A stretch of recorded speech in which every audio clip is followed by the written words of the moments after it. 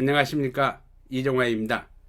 네이버 블로그 유비쿼터스의 행복하게 좋은 글을 연재하고 있는 작가 이정환입니다. 여러분에게 유비쿼터스 행복학교 사회적 기업 설립을 위한 크라우드 펀딩이란 주제로 오늘 특강을 하게 되어 행복합니다. 지금 우리는 어디쯤 와 있을까요? 여러분에게 먼저 질문 하나를 드리고 싶습니다. 하루를 마치고 집으로 돌아오는 길에 혹은 퇴근 후 조용한 순간에 이런 생각을 해보신 적 있으신가요? 나는 정말 열심히 살아왔는데 왜 마음은 점점 더 무거워질까? 이 질문은 개인만의 고민이 아닙니다. 조직도 같은 질문을 하고 있습니다. 성과는 쌓였고 시스템은 돌아가고 있는데 사람은 점점 지쳐갑니다. 이 피로는 개인의 의지가 약해서가 아니라 지금의 삶과 조직 구조가 우리에게 보내는 위험 신호입니다. 오늘 이 이야기는 누군가를 설득하기 위한 강연이 아닙니다. 지금 이 자리에 계신 여러분 자신의 삶과 조직 이야기에서 출발합니다. 우리는 그동안 너무 많은 것을 개인에게만 맡겨왔습니다. 우리는 오랫동안 이렇게 말해왔습니다. 행복은 스스로 관리해야 합니다. 마음가짐이 중요합니다.